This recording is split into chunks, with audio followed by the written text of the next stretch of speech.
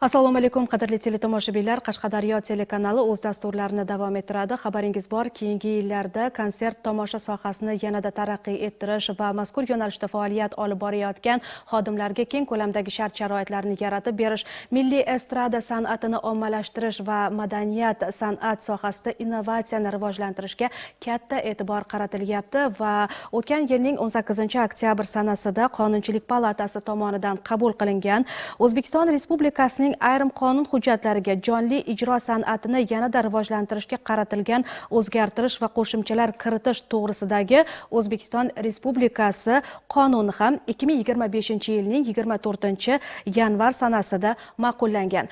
Eslatib o'tamiz, amaldagi yilning 11-mart sanasidan mazkur qonun kuchga kirdi. Biz esa mavzu yuzasidan gaplashamiz va studiyamizga Respublika maqom markazi Qashqadaryo hududiy bo'limi direktori Otabek Tursunovni taklif etganmiz. Otabek aka, studiyamizga xush kelibsiz. Assalomu alaykum. Tanishib olganimizdan xursandmiz. Albatta, mazkur qonun madaniyat va san'atni rivojlantirish borasida keng ko'lamli ishlarni amalga oshirishga turtki bo'ladi va qonunning mazmun mohiyatiga to'xtalib o'tadigan bo'lsak, qanday fikrlarni bildirishimiz mumkin? Bu qonun juda ham zarur paytda chiqqanini ta'kidlash joiz deb o'ylayman.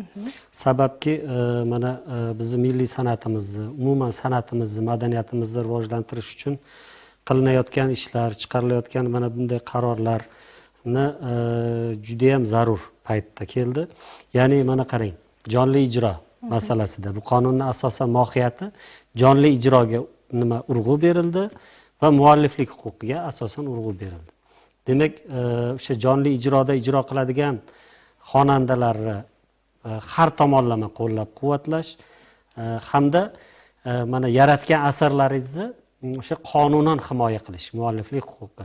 Mana shunday paytda bizda bu qonun juda zarur edi va mana shu qonun ishlab chiqildi. Bizni mana maqom markazi Qashqadaryo hududiy bo'limimizda san'atkorlarimiz eng quvonarli tarafiki xonandalarimiz yoshlardan iborat.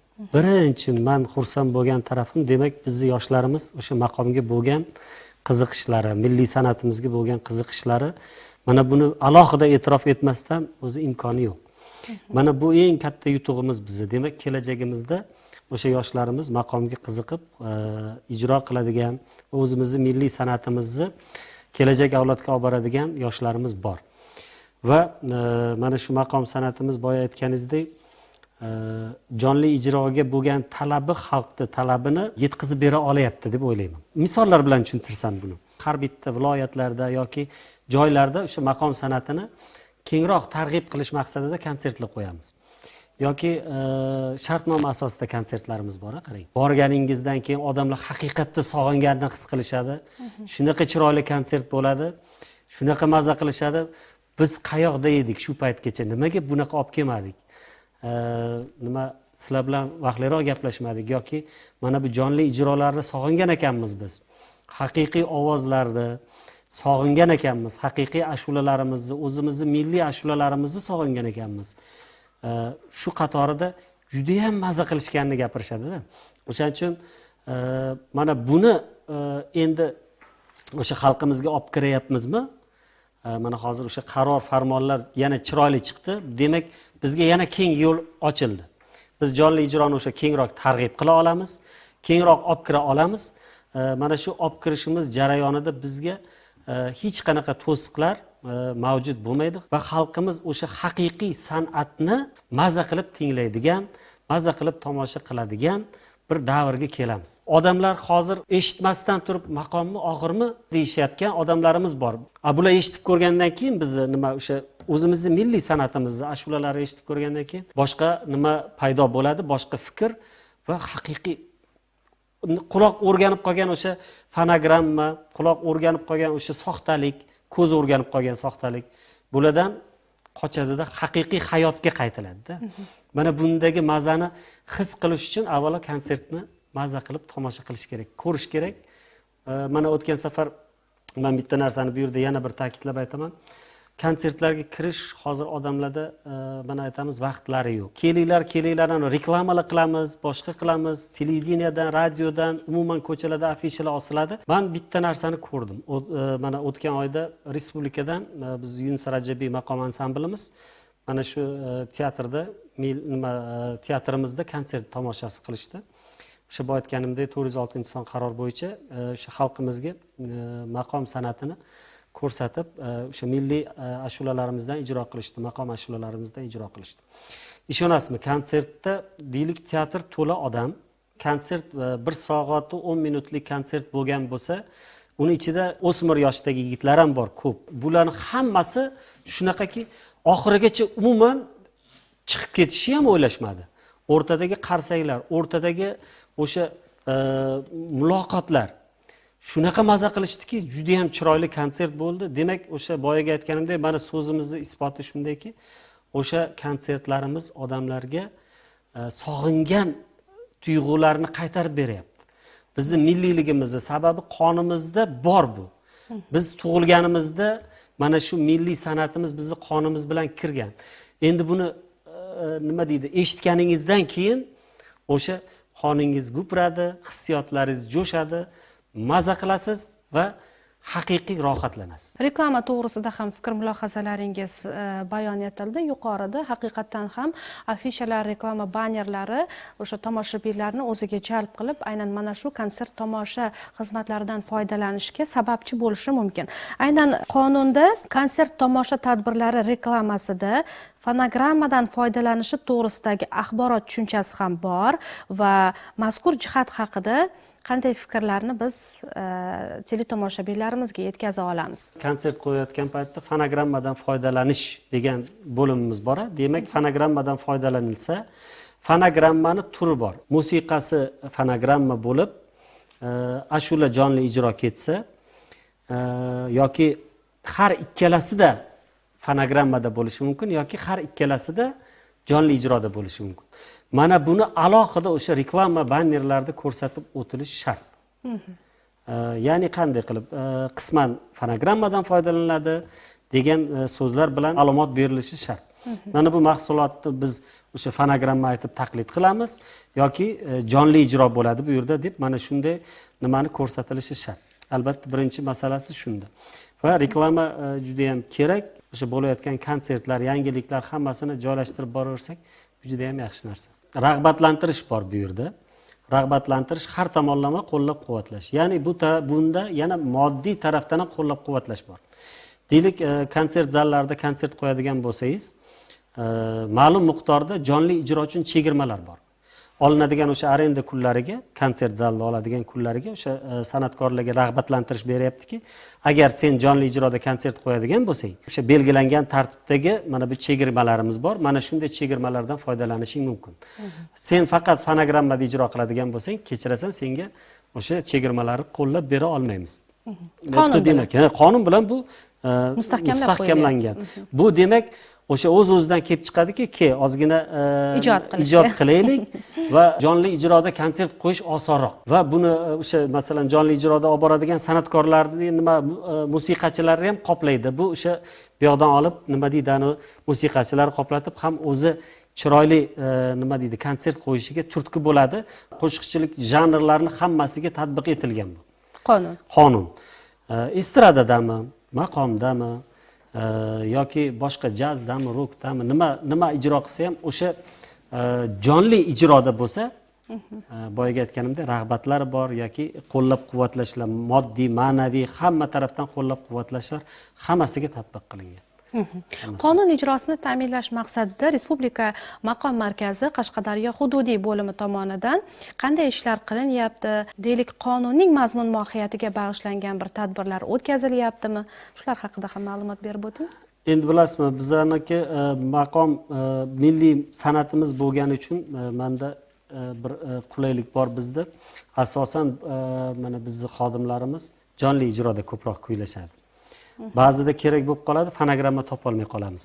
Nima qaysidir ko'rsatuv yoki nimagadir chiqish kerak bo'lsa, albatta texnik holatlarini ko'rib chiqqan holda ba'zida fonogramma so'rashadi. Buni qilamiz, lekin har doim ham qilish imkoni bo'lmay qoladi. Qonunning mazmun mohiyatini biz albatta bir suhbatlashdik. Yanada o'sha jonli ijroni rivojlantirishga o'zimizni motivatsiyalarimizni berdik. Mana yaqindagi o'sha kechagi bo'lgan G'uzorda katta sayl Navro'z konsertlarini o'tkazib keldik. va shunga o'xshagan hamma joyda mana tuman viloyatimizning hududlarida, tumanlarida o'tkazayotgan konsertlarimizda hammasida o'sha bizni mana shu san'at bilan xalqqa bo'layotgan, chiqayotgan qonunlarni ko'rsatish vazifasi. Ya'ni ularga chiqib mana bunday mana bunaqa qonun, bunaqa soni chiqdi deb aytmaysiz, lekin konsert bilan demak hamma tumanlarda, hamma joylarda kerak bo'lsa mahallalar ichlarida o'sha konsertlarni qo'yib, haqiqiy jonli ijroni ko'rsatib, demak mana shunga bo'layotgan qiziqishlarni kuchaytirish orqali biz labbay deb javob berishimiz kerak. Mana shularga hozir harakat qilyapmiz. Endi shu o'rinda xulosaviy fikrlaringizni bilmoqchiman. Bitta narsani juda ham e'tibor qilib xursand bo'laman. Global tahdid hamma yoqni qoplab olgan va mana shunday davrda, shu davrda bizga asosan ilm, ma'rifat, madaniyat bilan bu holatdan chiqishimiz mumkin. Buni bizga to'g'ri yo'l ko'rsatib berganligidan deb bilaman va e'tibor bersangiz, internetni har doim ko'rasiz. Hamma butun dunyodan chiqayotgan har bitta yangilik, har bitta o'zgarishlar, har bitta holatlarni lahzalarda ko'rishingiz mumkin. Sizga yetib keladi. Va men bitta narsasiga e'tibor beramanki, hech qaysi davlatda madaniyatga, ma'rifatga, ilmga va aynan san'at sohasi bo'lgani uchun san'atga bizni yurtimizdagidek e'tibor berilayotgani yo'q. Aynan milliy san'atimizga bo'layotgan e'tiborlari nihoyatda. Kelinglar, milliy san'atimizni ko'rsatib beringlar. Xalqimizni o'sha ma'rifatga, madaniyatga yetaklanglar deb mana qarorlar ko'rib turganimizdek chiroyli qonunlar va rag'batlantirishlar hammasi chiqyapti. Buncha albatta prezidentimizga rahmat aytamiz. Qilib berayotgan shart-sharoitlar uchun, mana bizga ko'rsatilayotgan imkoniyatlar, berilayotgan imkoniyatlar uchun. Eshiklar endi bo'ldi, nima eshiklar yo'q, ochiq hamma yoq. Ochiqki biz buni ko'proq targ'ib qilishimiz kerak, ko'proq ijod qilishimiz kerak, ko'proq ishlab xalqimizga har bitta joyiga, har bitta tumanlarga kerak bo'lsa, o'sha chekka qishloqlariga, hamma joyga bizni o'sha milliy san'atimizni jonli ijroni va o'sha joyda masalan mualliflik huquqini alohida hammasini targ'ib qilishimiz kerak. Mualliflik huquqi juda ham dolzarb mavzu. Bizda endi u oldin qonun bilan mustahkamlanmagan edi. Deylik, ijod qiladi san'atkor yoki umuman shoir, nima yozuvchi ijod qilganingizdan keyin bu sizni xuddi farzandingizdek. Mana bu farzandingizni o'zingiz ijod qildingizda, oldin yo'q edi bu narsa, kimdir oladida, olib ketib qoladi-da. Xalqqa taqdim qiladi. Deylik, so'ramasdan yoki ruxsat qilmasdan. Yana u yaxshi chiqsa, mayli, xo'p, buzib olib chiqishi ham mumkin. Mualliflik huquqiga yana ham o'zgartirishlar kiritildi.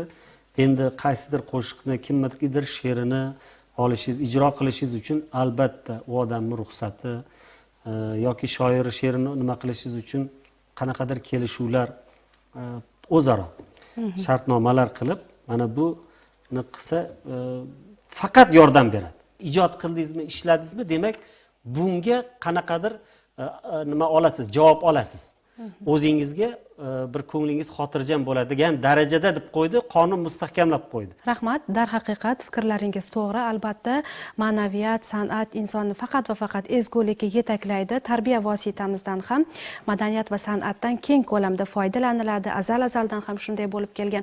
Xalqimiz o'zi musiqaga, san'atga oshufta, ayniqsa milliy maqom san'ati, milliy estradamiz odamlarning yurak-yuragigacha kirib borgan va shu o'rinda eslatib o'tishimiz darkor. Qabul qilingan O'zbekiston Respublikasining ayrim qonun hujjatlariga jonli ijro san'atini yanada rivojlantirishga qaratilgan o'zgartirish va qo'shimchalar kiritish to'g'risidagi O'zbekiston Respublikasining qonuni mazkur ishlarni yanada yangi bosqichga olib chiqishga xizmat qiladi degan umiddamiz va studiyamiz mehmonini yana bir bora tanishtirib o'taman. Respublika maqom markazi Qashqadaryo hududiy bo'limi direktori Otabek Tursunov bo'ldilar. Tashrif uchun rahmat, fikr mulohazalar uchun tashakkur. Dasturlarimiz esa davom etadi.